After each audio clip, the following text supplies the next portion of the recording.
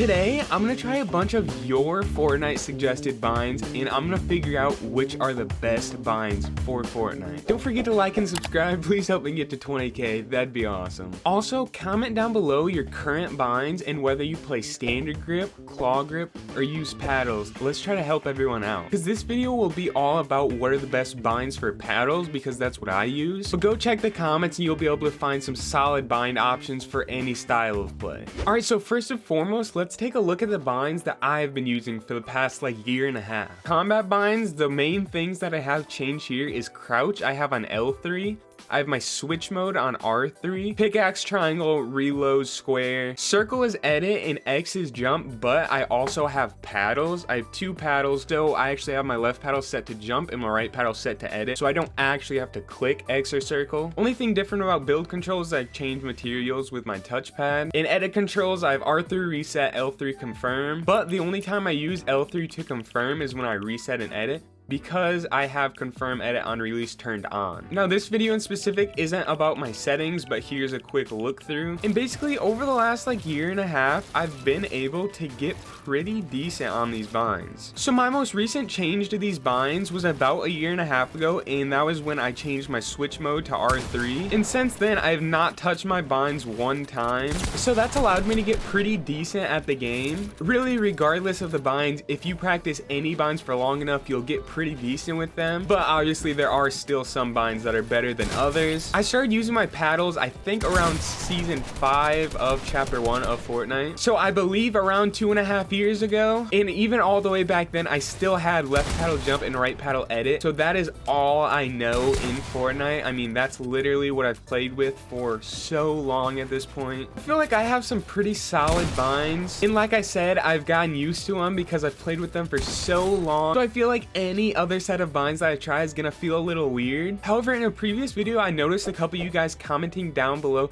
some pretty strange binds that I've never seen. At least they seem pretty strange in my eyes, but we're gonna try some of them and see if they're good or they're trash. The first set of viewer suggested binds comes from Frenchy Gaming. He uses a left paddle edit, a right paddle jump, and an L3 switch mode, and then an R1 edit reset and an L2 edit confirm. So the edit, jump, and switch mode are basically the same thing for me, if they're just flip-flopped. All I'm gonna change is my edit controls. I'm gonna change R1 to reset, and I'm gonna change L2 to confirm. This should be interesting. I edited my build, so I'll click my paddle to edit, R1, L2. So I'm gonna go ahead and try to do this fast.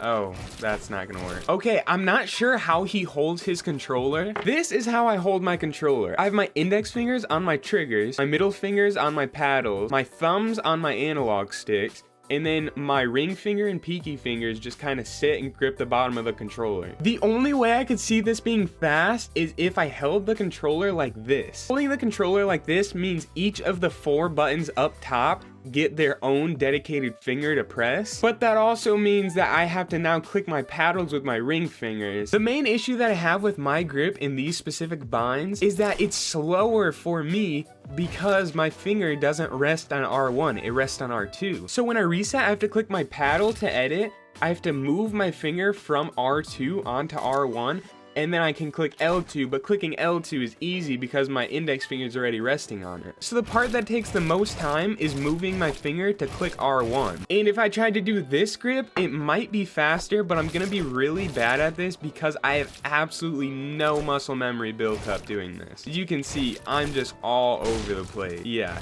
this isn't gonna work for me. I mean, this would basically be like I just started playing the game again. This is very difficult to play like this. Now, that was just editing a standard wall sitting there.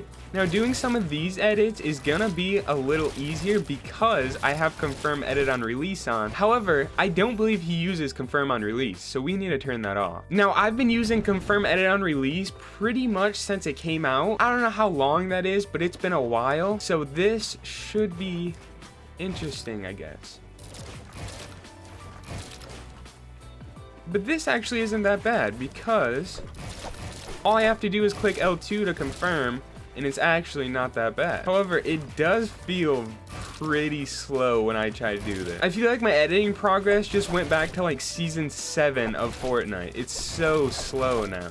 I'm gonna be honest, I don't think these binds are worth it unless you hold the controller like this. If you hold the controller like this and you're used to that and comfortable with that, these might be some solid binds. I still don't know if I agree with not using confirm edit on release. Confirm edit on release just makes it so easy to edit, and while you may be able to be slightly faster on double edit binds, I think confirm edit on release means you're a lot more consistent with your edits and you don't mess up as much. And let me clarify about the double edit bind thing. I think the only way someone on double edit binds is faster is if they practice it for months. Then they might be slightly, like milliseconds faster than someone on confirm edit on release. I don't think it's anything significant. You probably won't even notice it. You can still do your triple edits, your quadruple edits. You can still do that all on confirm edit on release. So I don't know if that's worth it to you. I think confirm edit on release is very easy to learn. It's very fast. And I don't know if I'm going to be switching off confirm edit on release anytime soon. But I think that brings us to trying our next set of binds. And those are going to come from settina. He uses left paddle edit, right paddle jump, L3 switch mode, and then R1 reset and R3 confirm. And he claims these are the fastest binds on controller. But what's with everyone using left paddle edit, right paddle jump, and L3 switch mode instead of the opposite? Am I missing something? Like, does it matter if I have those flip-flop? Instead of left paddle edit, right paddle jump, I have right paddle edit, left paddle jump. And instead of L3 switch mode, I have R3 switch mode. Is it better the other way for some reason? I feel like it shouldn't matter. But you guys will have to let me know. But I guess I'll go ahead and give them a go. So I'm gonna rebind my paddles. Our left paddle will now be circle, and our right paddle will now be X. Switch mode will now be on L3, and R3 will now be on crouch. R1 will be on reset, and R3 will be on confirm. These are going to mess me all the way up. Literally all the muscle memory I've built in the last 2 years is gone. So when I want to start a build now, I click this button instead. I click L3. And actually, after reading through his comment thread, he said he does not use confirm on release. So we have to turn that off once again. And he also said that he does use this grip. So he does play with one finger dedicated to each button up top, to each trigger. So I guess we're gonna have to try that. These are apparently the fastest binds on controller, and I'm gonna struggle. Oh my goodness. Initial reaction, let's go. So press that to go. So I'll do that. To edit, I click left paddle, drag this, confirm with this. Oh my goodness. What is happening? Okay, I'll have to check back in like 20 minutes. I'm like 10 minutes in and I'm literally seeing like almost zero progress. This is literally like hurting my brain. I feel like I'm doing schoolwork right now, like with how much brain power I'm using. I mean, literally every single movement, I have to consciously think about what I need to press, and it is difficult.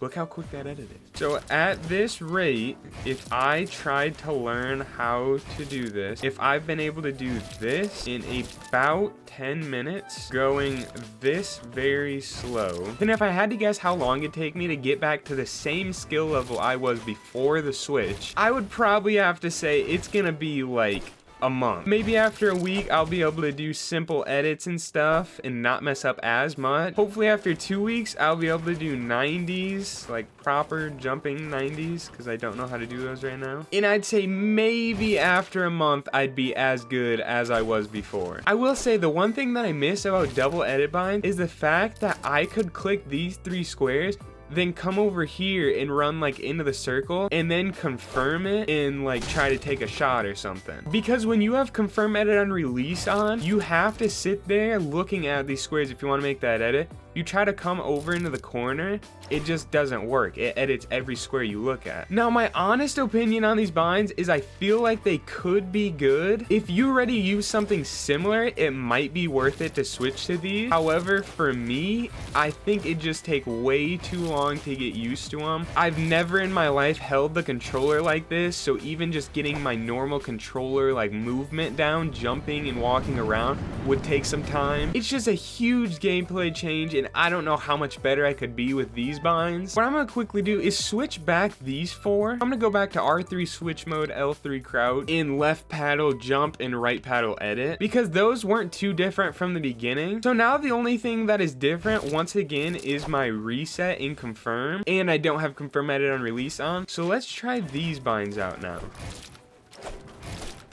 The reason this is weird for me is because I have an R3 switch mode. R3 is also my confirm button, and that just makes it kind of confusing. The reason it works for him is because he has an L3 build mode, so I feel like that'd be the same as me setting my L3 to confirm, and that's literally what it was from the start. So now the only bind difference is I don't have confirm edit on release. Reset is R1. Now these I could probably get used to a little quicker. I still don't think with my controller grip that I use, just holding the controller like this, I don't think it's faster to have an R1 reset. I think R3 reset is the fastest. Okay, so just for fun, I'm gonna try my normal binds that I usually use, but I'm not gonna have confirm edit on release on. Nope, I don't like it. I think I'm leaving confirm edit on release on. This is just hard. Plus, if I'm being honest, I think on higher ping, which right now I'm on like 18, but usually in public matches or anything else I play besides my private creative island, I usually get around 60 ping. So I think on higher pings like that, confirm edit on release is just better. It's more consistent and it's way less complicated than double edit binds. So in conclusion, I have the best binds.